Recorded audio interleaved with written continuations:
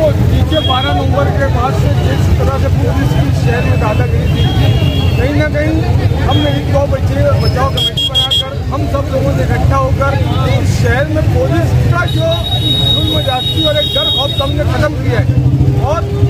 उसी की कड़ी ये लोग हैं। और हम इस शहर में लोगों को रोड पर लाकर हम इस शहर से पुलिस का जो गुंडा राज है, जो पुलिस का बिला वजह लोगों पर गलत सलत कलम लगाना है, हम उसके खिलाफ लोगों को आवाम को रोड पर ला रहे हैं ताकि पुलिस कानून का राज रखे, पुलिस लाकानूनियत का काम ना करे, हर एक के साथ इंसाफ करे, उसका जो गुनाह हो उसी गुनाह की सजा मिले, दूसरे गुनाह की सजा ना मिले। खैर मकदम करता हूँ जिन्होंने हमारी रिहाई पर खुशी का इजहार किया और हमारा इस्तकबाल किया। मैं आप लोगों के सामने ये बात बताना चाहता हूँ कि हम लोग किस जुर्म की सज़ा में सेंट्रल जेल गए थे और क्यों हमको जाना पड़ा। असल में ऑल इंडिया इमाम काउंसिल ने नेशनल लेवल पर एक प्रोग्राम बनाया था कि इबादत गाहों के तहफ़्फ़ुज़ के लिए जो एक्ट बनाया गया था 1991 में, उसके तहफ़्फ़ुज़ के लिए 18 तारीख को पूरे मुल्क में ऑल इंडिया इमाम्स काउंसिल की तरफ से एक एहतजाज रखा गया था कि 1991 के एक्ट के ऊपर अमल किया जाए और जो इबादत गाहें जहां पर जिस तरीके से हैं वैसे ही उनको रखा जाए। मालेगांव में भी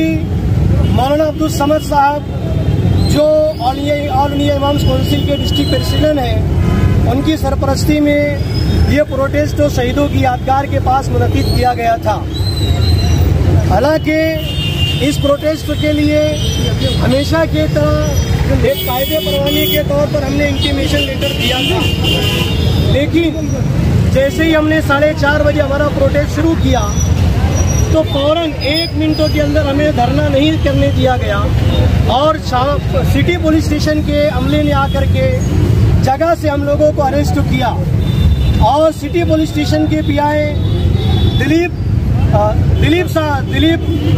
गुसर साहब ने हम लोगों को पुलिस स्टेशन ले जा करके सख्त दफात लगाई। जैसे ही ये खबर पूरे महाराष्ट्र और पूरी हिंदुस्तान के अंदर पहुंची, पूरे महाराष्ट्र के अंदर जो लोग कौम का दर्द रखते हैं, कौम के लिए काम करते हैं, इंसाफ की लड़ाई लड़ते हैं, पूरा महाराष्ट्र बेचैन हो गया कि ऑल इंडिया इमाम्स काउंसिल के स्टेट प्रेसिडेंट मौलाना इरफान दौलत नदवी के साथ उनके 14 साथियों को अरेस्ट कर लिया गया। आनन फानन दूसरे दिन ऑल इंडिया इमाम्स काउंसिल के स्टेट जनरल सेक्रेटरी जनाब मुफ्ती वहीदुज़्ज़मा साहब कासमी दामत बरकातुहुम और भीड़ से ऑल इंडिया इमाम काउंसिल के स्टेट सेक्रेटरी जनाब मौलाना हाफिज जमील साहब दामत बरकातुहुम मालेगांव तशरीफ लाए। इसी तरीके से NCHRO national human rights commission के स्टेट जनरल सेक्रेटरी जनाब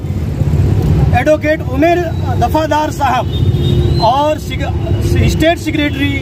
जनाब आबिद अली साहब, ये दोनों हजरात भी मालेगांव तशरीफ लाए। इसी तरीके से हमारे साथ में जिन लोगों ने समर्थन दिया था,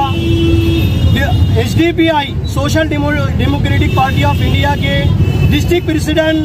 राहिल हनीफ साहब भी हमारे साथ में थे। इसी तरीके से MDA मालेगांव डेवलपमेंट फ्रंट के जनाब एजाज शाहीन साहब भी हमारे साथ में थे। इसलिए SDPI की जिम्मेदारों की पुणे की टीम मालेगांव तशरीफ ले आई। इन तमाम हजरात ने मालेगांव आने के बाद में हालात का सही जायजा लिया, अच्छी से रिसर्च किया, वीडियोस वगैरह देखने के बाद में हमारे मालेगांव के SP साहब से मुलाकात की और मुलाकात करने के बाद में इंतहाई तशवीश का इजहार किया कि शहर मालेगांव में ये सब क्या हो रहा है कि मुल्क की आवाम को अपनी बात रखने का हक भी नहीं दिया जा रहा है। एक जमहूरी मुल्क में जमहूरियत का जनाजा निकाला जा रहा है। SP साहब ने बड़ी संजीदगी से उसको लिया और हम जो टीम आई थी उस टीम की बात को संजीदगी से सुनने के बाद में आगे की कार्रवाई के लिए यकीन दहानी कराई। इस तरीके से इस टीम ने मिल कर के काम किया और उर्दू मीडिया सेंटर के अंदर एक प्रेस कॉन्फ्रेंस ली और उस प्रेस कॉन्फ्रेंस में जो वापी मस्जिद के ताल्लुक से और 1991 एक्ट के ताल्लुक के तहफ़्फ़ुज़ के ताल्लुक से हम लोगों ने जो प्रोटेस्ट लिया था, पूरे शहर में और पूरे महाराष्ट्र के अंदर इसका मैसेज गया कि इसका मतलब क्या था और इसका मकसद क्या था। हम इन तमाम ही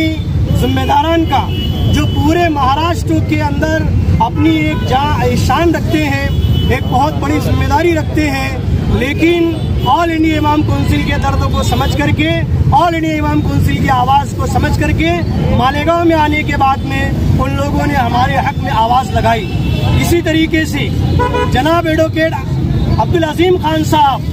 मैं इनका बहुत शुक्रगुजार हूँ कि आपने ईमानदारी के साथ में केस लड़ा और हम 15 के 15 लोगों को एक साथ बाहर निकालने के लिए बेहतरीन कारकर्दगी जो है तो अंजाम दी। मैं उन्हें मुबारकबाद पेश करता हूँ।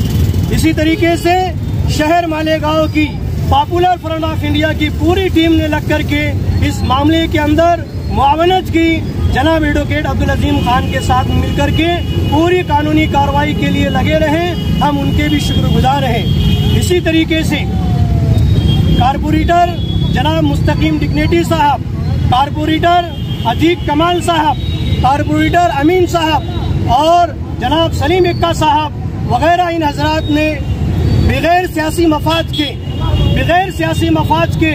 जुल्म के खिलाफ आवाज़ उठाई। ऐसी आवाज़ को मैं मुबारकबाद देता हूँ और पूरे शहर के तमाम सियासी और दीनी तंजीमों से कहता हूँ कि आप हक की आवाज़ लगाने के लिए पीछे ना हटें, मैदान में आइए। आवाज़ लगाने से उम्मत का फ़ायदा होगा और बिल में बैठने से उम्मत का नुकसान होगा।